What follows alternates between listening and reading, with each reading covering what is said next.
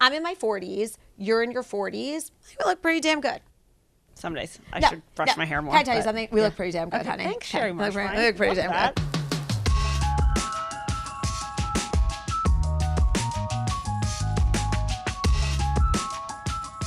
It is Thursday, August 5th.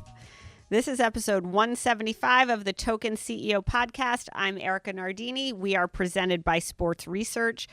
It is the month of August. That is the last month of freedom. If you're a college kid, it's the last month to look great and get out on the beach. I feel like August is a very time in Barstool world, but for normal people, I feel like no one works in August. So anyways, if you want to not be working in August and to go hang out on the beach, Sports Research is the company for you. You can go to sportsresearch.com and get whatever you want for 25% off if you use the code Erica at checkout. Professional athletes, NFL players, bloggers, CEOs, they all use Sports Research. It's a great company. They've got a slew of great products, and you can get 25% off now. Go to sportsresearch.com, code Erica for 25% off at checkout. First off, we're having a big announcement this week. This podcast is moving to once a week. We started at 5 times a week for theoretically 10 minutes. That turned out to 5 hours a week. Then we went down to 2 times a week. We've got a lot here going on at Barstool Sports. I got a lot to do. I got a job to do here.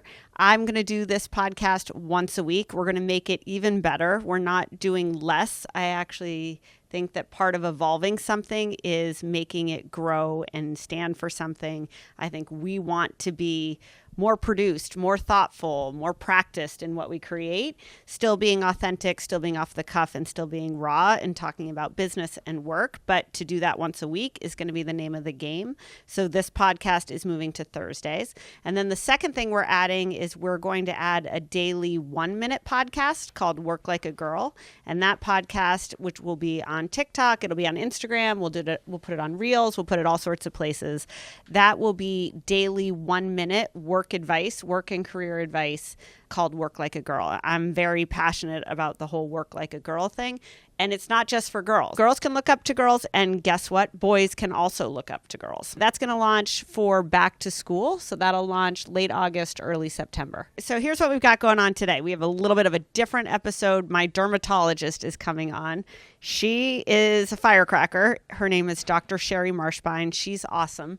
She and I have been together for 10 years. We've grown from a patient-doctor relationship to, I would say, she's a very close friend and confidant. I respect her professionally so much.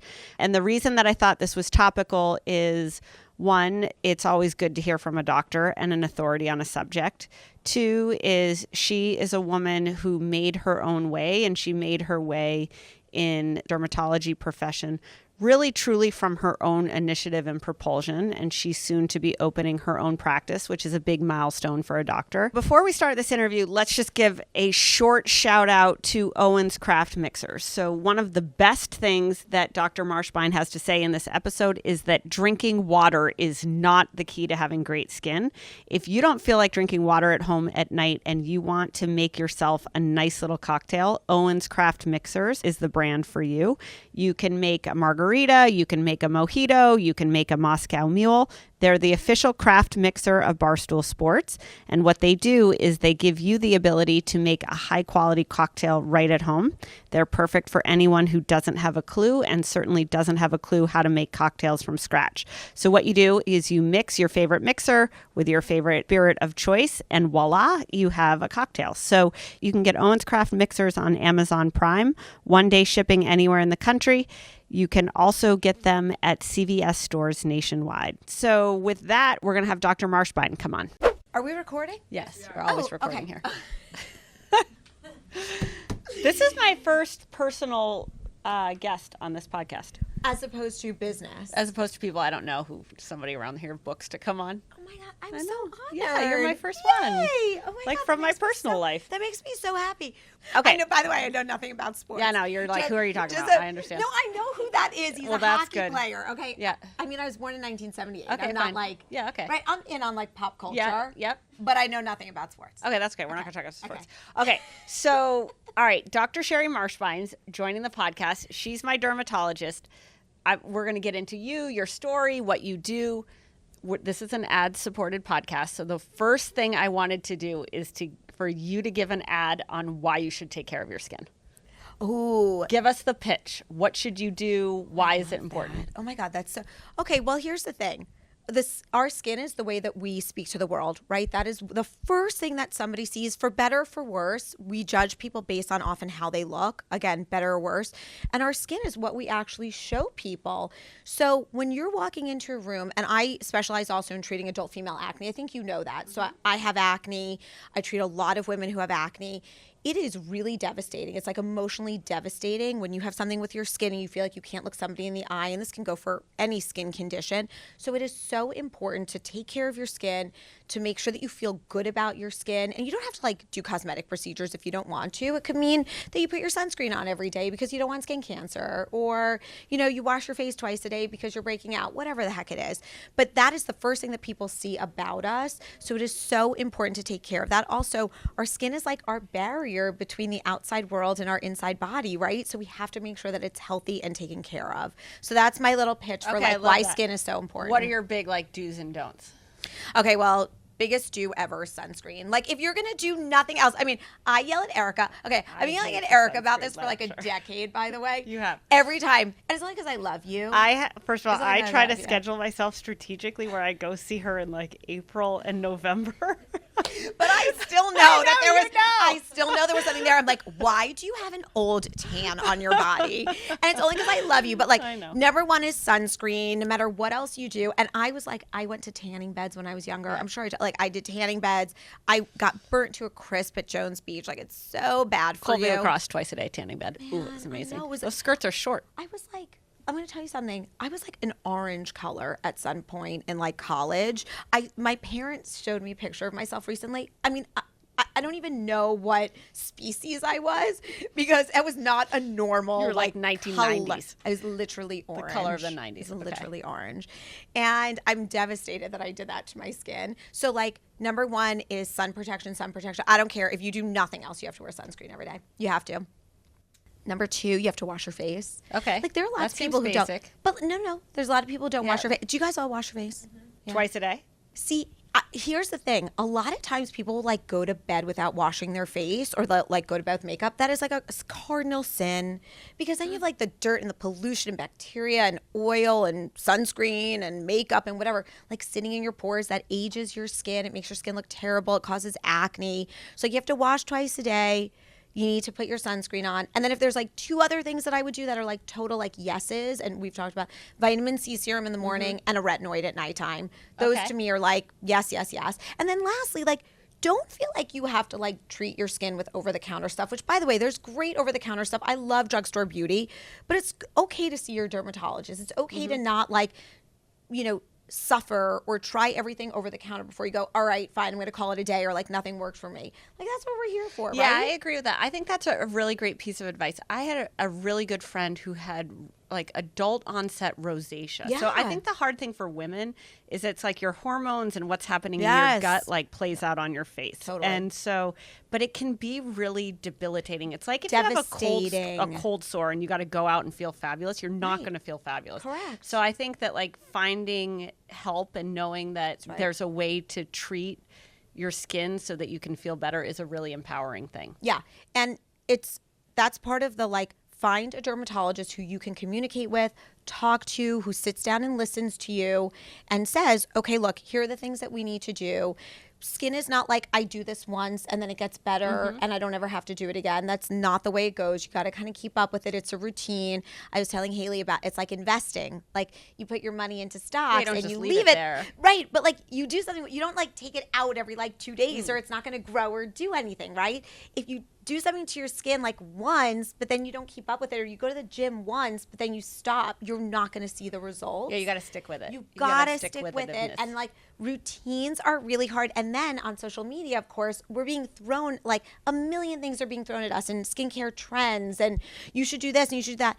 And I'm like, I'm not a trendy person. I'm sort of like, no, if it ain't broke, don't fix it. Like, you don't have to do the trends. You could do the stuff that we know works and you're still going to have great skin. Yep. I'm in my 40s. You're in your 40s. You look pretty damn good. Some days I should brush my hair more. Can I tell you something? We look pretty damn good, Okay, honey. thanks, Sherry We look Marshline. pretty damn Love good. I was going to say that. We look pretty damn I good. love that. Let's go. Okay, so Dr. Marshline's been my doc. I don't know how I found you. It's got to be at least a decade. I It's don't definitely know. a decade. I was thinking about that also. I don't know, but I'm so glad. Me too. You make me so happy. I love you so much. I love you. So I think the other good thing you did for me. So first of all, I think it's great to have a relationship with your doctor. Yeah. In that I feel like we're friends and confidants Yes. now, but for 9 years we just had a great doctor-patient relationship. Yes. But having someone that you go to who you're comfortable talking to is really, really, really important. I think the second thing is you've got to be vigilant about your health. So for me, like I see you 3 to 4 times a year, and I am really vigilant about it. I see the dentist 3 times a year. And the one thing you did, so I have like really freckly skin. I've got abnormal moles or whatever. Yes, you do. And you were like, hey, I need more help in this. Like you should I do this thing called Mole Safe, which it takes an image of your entire body, and then it helps you understand if your moles have changed.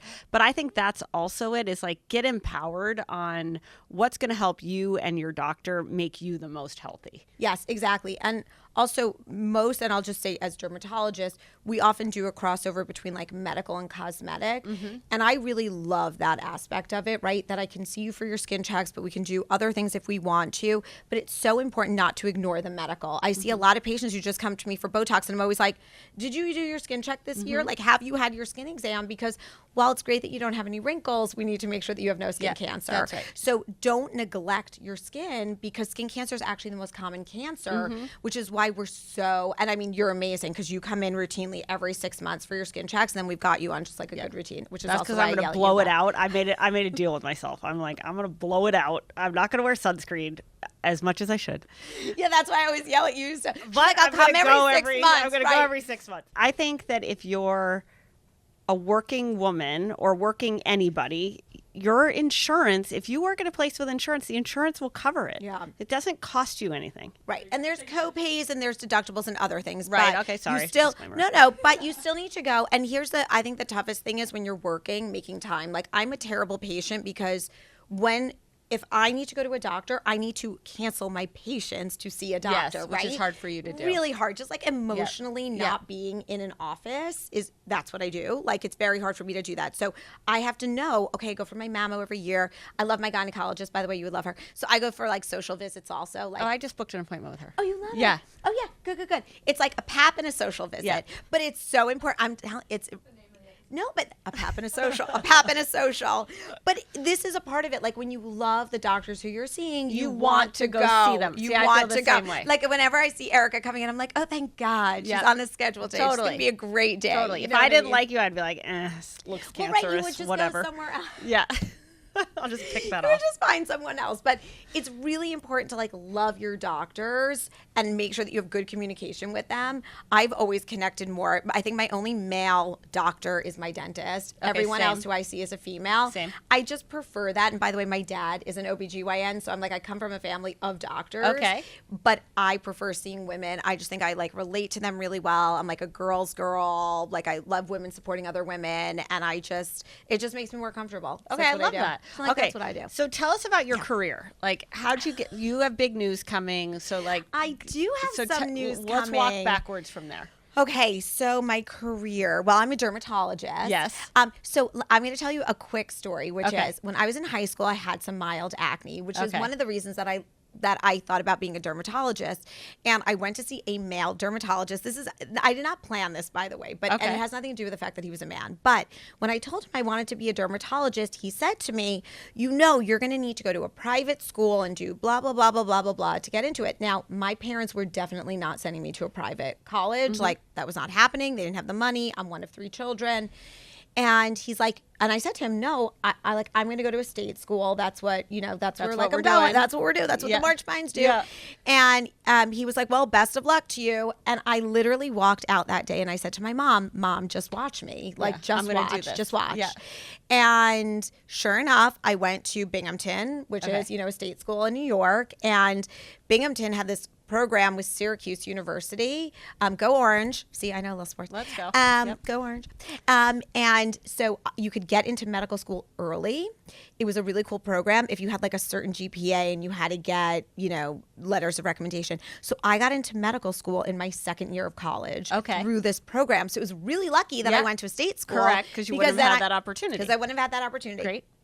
And I didn't have to take the MCAT, so I kind of cheated and didn't even take the entrance right exam to medical school. Okay, so I got in. That was like so amazing. Yep. Went there. I was married I ended up marrying somebody from college at the time, which is like a whole other thing. Divorced at 30, married at 24. Okay, like don't get married at 24, ladies. We're gonna get into life advice. We'll get there, but like don't get there. And then from Syracuse, there was no dermatology program, and I knew I wanted to be a dermatologist, and I was like, I've just got to go for it, and I've got to believe in myself. I had no backup plan. I applied to like 67 programs and I got interviews at 5. And I was like, well, going with the 5. Fingers crossed, we're going to make one of these 5 work. Yep. And I interviewed, and I remember going to Penn State, which is where I ended up getting in. Go Lions. Go Nittany Lions. And you're murdering this pod. And I went, and I was in high heels. I mean, I remember the outfit I was wearing. Now, Penn State, my version of Penn State is in Hershey, Pennsylvania. It wasn't in State College. So I show up in Hershey, Pennsylvania as like a New Yorker in a pointy, literally pointy toe, high heel. I think I was in like a wide leg pant. And we literally talked about my outfit during one of the interviews. So you're like, I'm in. I think I was fascinating to them. I think it was like a novelty. They're like, this little wood sprite has wandered into our campus. Who is this person? And I ended up, I was like, it only takes one. It takes one program to say yes to me. You know what I mean? And 1 out of the 5 said yes. And I matched. And I ended up going with 2 who are still now dear friends of mine, girlfriends of mine. So it was 3 women made up our graduation year. And it was awesome. And we all had blonde hair, and they used to call us the Derma Blondes, which like was mildly insulting. Yeah. Correct. But like, at the time you go with it. 100%. But like now I would have basically sued them. Yeah. I mean, not. Yeah. But I would have been like, this is inappropriate. Totally. In the Don't 2000s, like you were like, thanks for acknowledging I'm here. Literally in 2000, I was like, yeah, well, that'll suffice. Yeah. And, it was really interesting, actually, in my residency program. There was a lot of male energy, and I was, like, very overtly, like, New York, Jewish, like, female. And I didn't, like, fly so well. And I got a lot of, like... You got the Legally Blonde treatment of, like, you must be dumb. But I also got the, like, your personality is maybe a little bit too strong. We need you to soften. And I'm like, but this is me. Like, this is who I am. What do you mean soften? Yeah. And some of that feedback I really took and I love and I appreciate. Like, you know what? Maybe I was being a little bit too forward at times. Maybe I was with patience sorry, honey. Maybe I was, the way I was saying that wasn't in a way that I would have liked. See, really? I think so I took the feedback and I adjusted kind of, I'll say, not who I am, but the way that I interact with patients in a way that I was like, so maybe not everybody likes like a straightforward New York thing, which I am very straightforward and very New York, and we know that. But there were things that I took from that, right? When somebody gives you feedback, my feeling is you say, is any of this true, and is any of this going to be beneficial to me, right? Are they just like saying it to say it, or like, is there some truth in this? And can this be helpful to me? Correct. And I think if you are a growing and evolving person, and I was obviously evolving as a new physician, new dermatologist, you say, what can I take of this, and is any of this resonating with me? I'm a very stubborn person. That's always how I've been. We all have like personality things that we can work on. And I was like, so I think I can kind of work on these things, but keep the spirit keep the core of me alive. Like, and you don't feel like you're compromising not who you at are. all. Yep. So, but it was interesting because I was basically like getting called into the principal's office every week for stuff. At school. At my your residency. See, it's so funny because I think that so much of being a doctor is sales.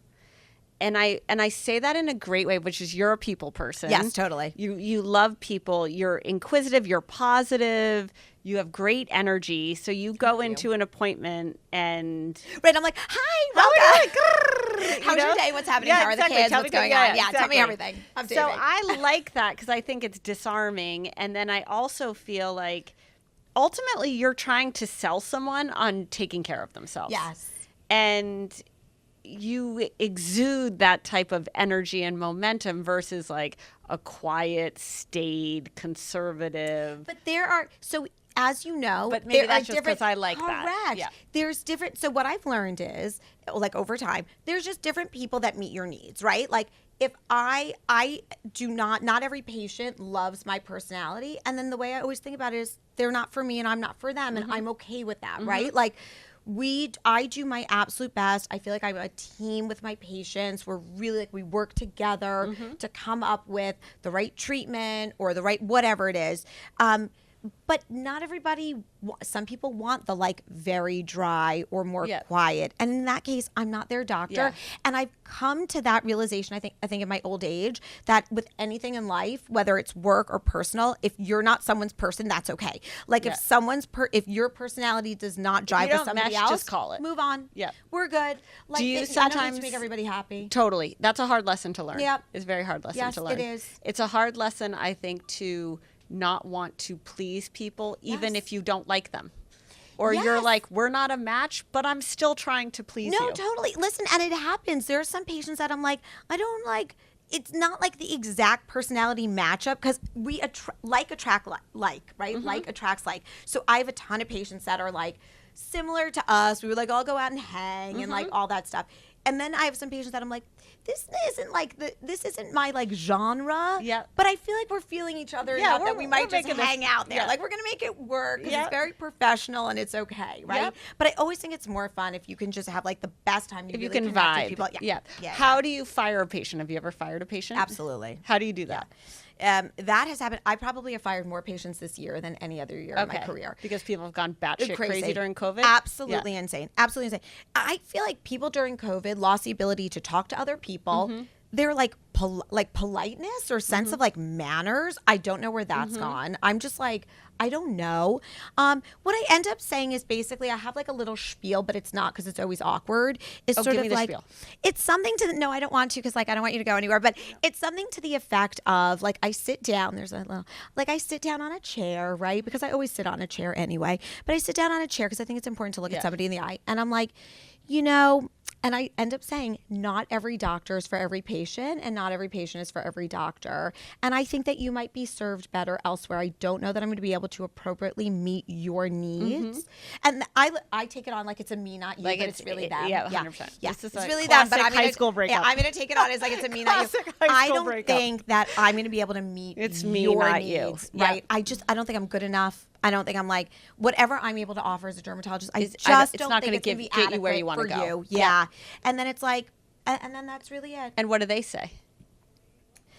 So I've had some patients that are like, no, that's not what I was trying to say or mean. I'm like, I just don't think I'm going to be able to serve you well. So you have to be firm and reinforce it. Yeah, because my feeling is if I see someone's name and I cringe, it's not the right patient We should cut for that me. half hour But off also, but I don't think that I'm not the right doctor for them Yeah, either, right? that's like right. if it's antagonistic or even if I don't specialize, I'm very clear. Somebody came in and I did not specialize in what they had. And I was just very clear. I was like, I am not the right person for you because I just don't see this enough. You want the person who sees this all 10 the time. times a day. Yep. I see this once a year. Yep. I'm not the person. And I'm okay saying that now. Yep. Like I'm also okay admitting when I'm not that person. Yeah, that's right. Right? It's not admitting anything other than like you will be better served elsewhere and that's really the right thing for you. That's not discharging as much, but there are definitely personality issues. What's the right way to fire your doctor, do you think? I think just not go back. Yeah, you just don't make another Just point. not You go just back. ghost You that. know, like when you're. So I started seeing a therapist this year because God, COVID was just like really. rough. Oh my Yep. God, it was just so rough. And like I've seen therapists sporadically throughout the year for various things, and they always want you to do like an exit interview, which I find really weird. Meaning like you have to tell them that you're not going to see them again because you have a standing appointment, but then they want to also have like the conversation about it. I'm like, I don't really want to do that. That Like feels a little torturous it's too also. much. Yeah. It's like I'm just not into this Yeah. and we need to move on. It's not Yeah. working for me. Yeah. Do you know what I Yeah. mean? Which again, with time, I think that you can really politely say like, this just isn't working. There's something about this that's just not working. I really appreciate you and everything you've done for me, but like I think it's time for me to move on. Yeah. Yep. And that's sort of like how you do then it. Go. Yeah, Yep. and you like smile and you say it like a nice way. Although I love Simone Biles because when she was on Dancing with the Stars, they were like, you didn't smile when you got there. She's like, smiling never got you a gold medal. And I'm like, you go, girl. I love it so much. I'm like, you're right. Like, but when I am like divorcing somebody, I sort of like smile. You know, I'm sort of you like, do it like uncomfortably? Yeah, no, I tend to hug. No, Like, I sort of do why like are we a. hugging? It's like it's just not working for me. You know, it's just Big not. grin. Yeah. Big grin. But Okay. like, I really appreciate everything you've done, Yeah, but it's just not yeah. working for me. You're also smiling with your eyes. I mean, you're really into it. I know. You know what? My Botox is wearing off. That's why I'm smiling. Okay. I'm going to inject myself tomorrow. So I'm like, I'm overly, I have like a lot of movement right now. Okay, So I think you look great. I can fully emote. Yeah, you can fully emote. Yeah, it's best time to fire someone is when you can fully emote. Okay, so you work your way through the medical practice. Yeah, so then I get through my residency and I'm like, okay, I'm good. Thanks for getting us back Yeah. on track there. And then my family's from New York. I grew up in New York. I knew I always wanted to come back to New York. So I come back to New York and I start a cosmetic fellowship. Now, fellowships, for anybody who don't know, is basically an extra year or two of extensive training in an area of specialty. So I come back and do a cosmetic fellowship. How do I say this in the nicest way? Because I've never quit like a job before, and certainly not by then. Mm-hmm. It was extremely unethical. I actually hated what I did. It was the only time in my entire career that I thought about not being a doctor. Okay, like you just hated it never so much. in my life was I so miserable. Yep. And I was like, I may have picked the wrong profession. Yeah, here. I'm on the wrong path. Yeah, I might have done the wrong thing here. And in reality, it was just that person. Yeah, it was that person. It was the way that they ran their office. It was the things that they were doing that I firmly was against, and I knew at the end of a year I could not have like a plaque or a diploma up from this place. Yep. So I quit after 4 months, having no job, no fellowship training, like nothing. Okay. And I was living in New York. Yep. And I like told Starving. I had like $3 in the bank. Mm-hmm. You know what I mean? Because they pay you next. I think I was making like $30,000 a year. So I quit that, and he actually threatened to sue me, which he could not because there was nothing in my contract that said, like, you can't leave early. Sure. And what was interesting was a lot of people came up to me after that, and they're like, we heard that you left that position. Good for you. We know, like, about this person. And I was like, okay, like, I did the right thing. I know I did the right thing because it felt right in my gut, but, like, I was also being recognized by other people because they knew. Affirming. Yeah, they knew, like, it takes a lot to stand up to that person, and that sort of, like, he probably had it coming. Yeah. So then I started literally calling practices in New York City. Okay, because it's, what year is it? 2008. Okay. And I start calling places and I'm like, hey, are y'all looking for a dermatologist to come join you? I had no idea what to do. Like, no idea what to do. I just started calling. I got on staff at NYU. And I lined up basically 3 different offices that I like rotated in during the week. And that was miserable. And then like a year into that, someone tipped me off and said, I just heard about a practice where someone's leaving. You should go and talk to them. And that was the practice where I met you. And I immediately called them. I went for like an interview the next day. And I got, hired for like 5 days a week, which is where I was for basically 9 years and where you and I met. Okay, I love that. That's my New York City story. Okay, great. And now what are you going to do? Okay, well...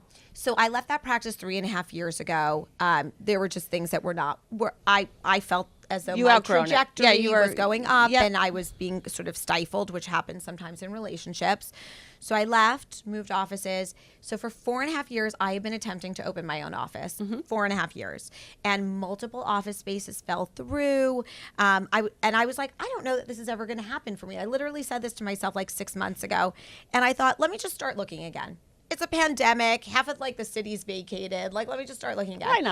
Why not? And I went back to a building that I had loved, and I just got aggressive. I was like, what is it going to take to make this deal happen? Like, what do I need to pay you? What is this going to take? And I ended up just matching them. I sort of thought like, not that I'm done negotiating. There was still a lot of negotiations, but if I really wanted to make it happen, I'm going to push to make it happen. Right. It was now or never. I'm not going to stick with like here's my budget. I'm just going to go with like, I want this or I don't. I want this. Yeah. What do I need to do to make this happen? Yep. And I did. And so I just signed a contract literally 2 weeks ago. I spent 2 hours this morning with the electrician. And it's super exciting. So I'm opening up my own practice now. In like Midtown Manhattan, which is where I want to be. Where you want to be, where I want to. I'm closer to my kids. That's where I like. I grew my practice in Midtown. I wanted to also make it convenient for people who are commuting. Yes, I appreciate that. Thank you. And I worked really hard at that. I literally looked at every building in Midtown Manhattan. I hate where you are now. I'm sorry. So far. I mean, Tribeca's great. It is. But it's like if you live anywhere other than Tribeca or Brooklyn, it's kind of far. It's far. It's far.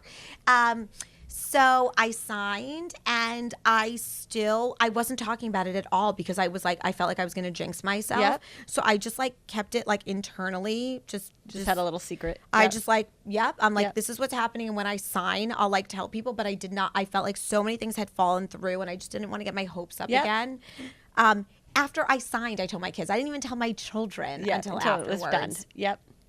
So what are you going to call the practice? Okay, well, here's the thing. It's undergoing the DBA right now. Okay. It's a really cute name, but I don't want to jinx myself. Okay, so we won't say it. Okay. I don't want to. So we'll follow up with that. We'll have you back when it's open. I know. Okay, great. I don't want to say it because, like, my lawyer's like, there's a 50-50 chance they're going to we can't jinx it. But it's really cute, and I'm really excited. Okay, great. So if it goes through, I'm like, we'll have you back. But it took me 4.5 years to come up with that name also. And what do you think about, like, what's your advice to people? Like, I think your journey's so great. Like, it's a combination of, like, smarts and gumption and belief in yourself. And also, like, you're like, I don't know, you're just literally, you. I don't know. And now you're in your 40s and you're opening your own practice. Like, what's your advice? What's your advice to other women? Honestly, it's the listen to your gut. Always listen to your gut. And you have to always believe in yourself. Like, no matter what, you have to believe in yourself. So I didn't mention this part because it's med school and we sort of breezed over that. Medical school was extremely difficult for me. Extremely difficult. I ended up going from college to medical school where everyone was at least as smart as me. In college, I was like, oh, I'm kind of like the smartest one here. Yeah. You know, like, I got this. Yeah, I got this. I got into medical school early. It's fine.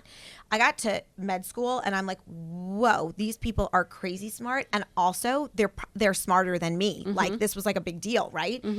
And so I remember calling my parents every day, quite literally every day for my first 2 years of medical school. And I'm like, I don't think I can do it. I can't do it. It's too hard. They're so smart. Everybody's really smart. And my parents were like, who always believed in me. They were like, just give it another day. Like, just hang out like one more day. See how tomorrow goes. Literally. Yeah. See how tomorrow goes. Hang out one more day. And I'm like, all right, fine. But like, if I don't like it tomorrow, I'm going to quit and I'll become a teacher. I wanted to be a biology teacher. Okay. You would have been a very great biology teacher. I really would have been. Yeah. But I walked out of the... You would make science fun. I walked out of the frog dissection because I'm a vegetarian. They smelled so bad. Oh, also, I'm a vegetarian, so I like protested like ethically. I'm like, I can't do this. And I walked out and I like... outside of AP Bio, who does that? I walk outside the room and I just stood in the hallway for like an hour. In protest. Literally in Silent. Protest. Guess what? I still went to medical school. Yeah, that's so right. There. So that's there. Right. So do what always feels right to you. Okay. You got to like stick up for like your beliefs. Don't like crumble because you're in the middle of a class and you're about to look like a fool. Okay.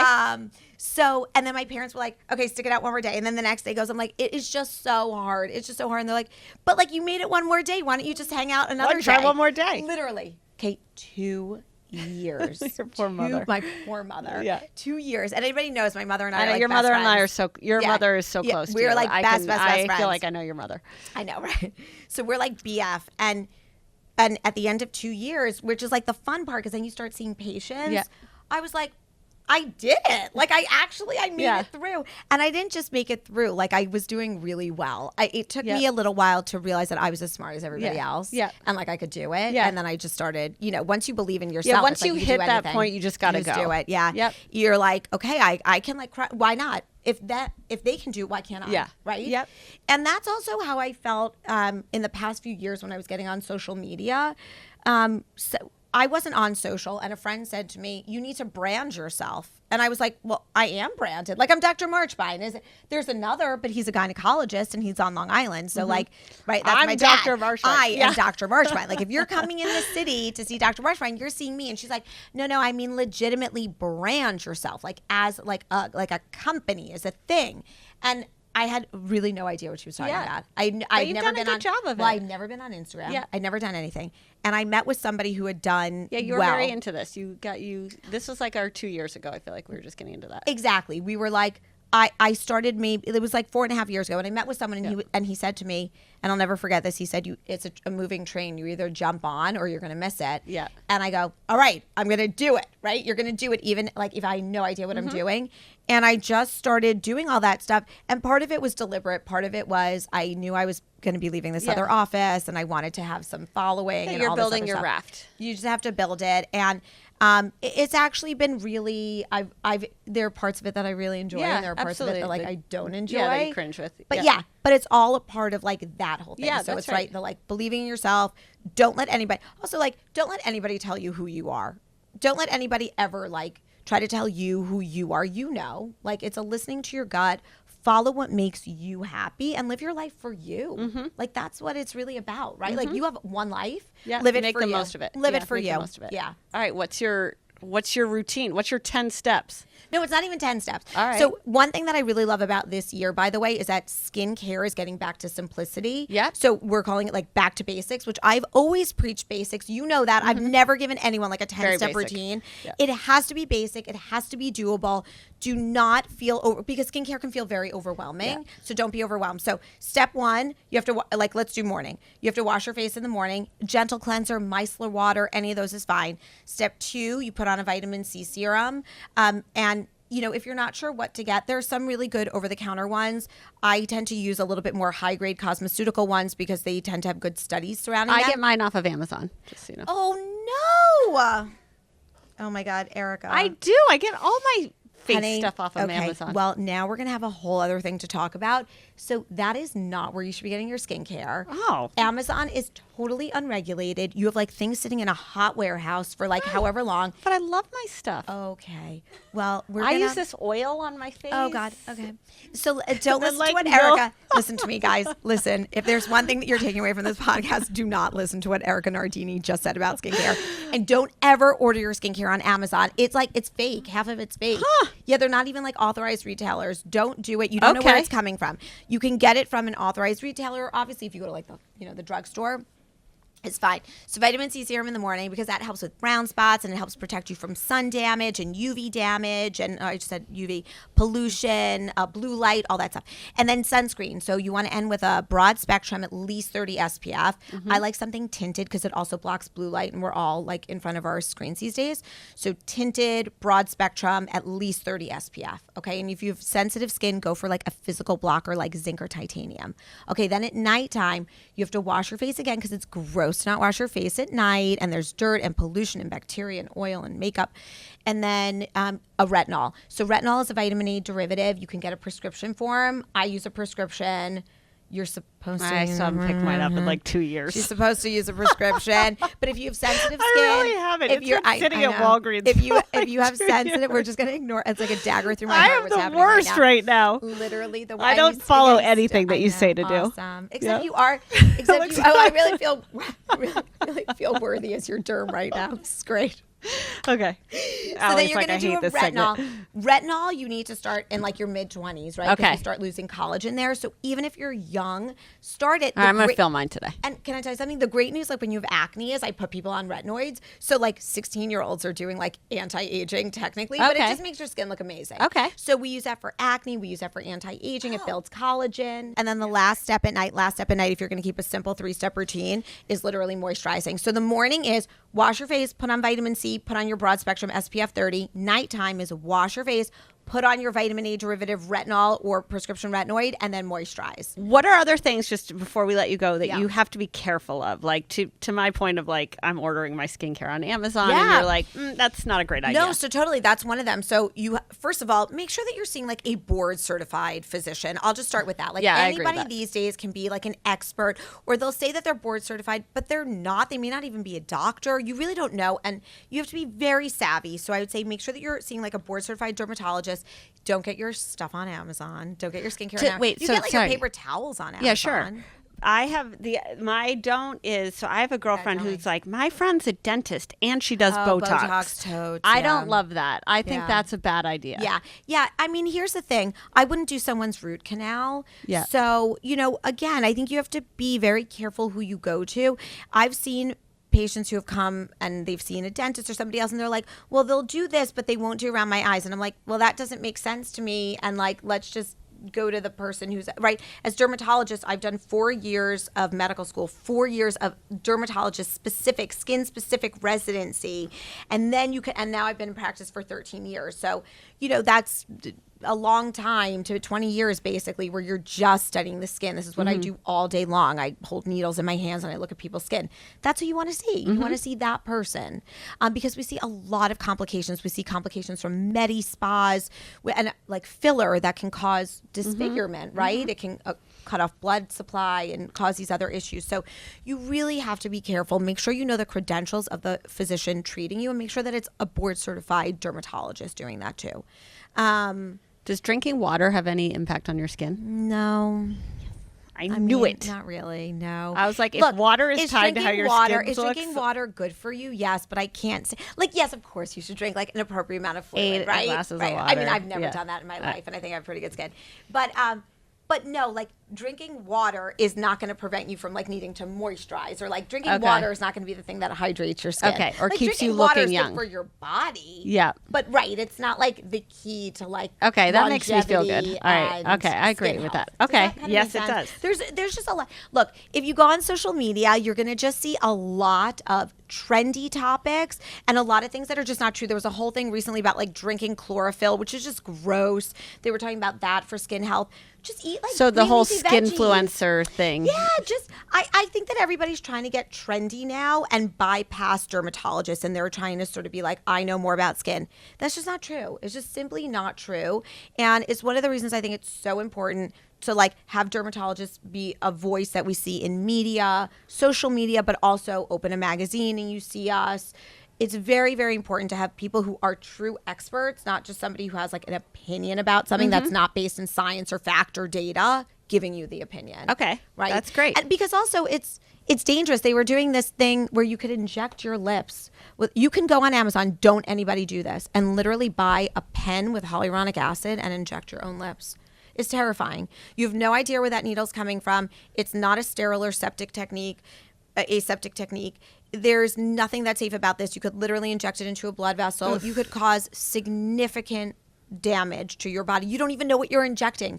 Why would you do that? Why is DIY injectables or like other things, skincare, etc., why is that even like a thing right now? Yeah. Right? We know That's so just much. A bad idea. It's a terrible idea, and yet people are doing it all over the place. So like really be thoughtful about what we're doing with our bodies, right? Okay. And like everything doesn't need to be DIY. It's okay to say, let me go see an expert in this. Okay. How do people find you? Tell them how do people find you?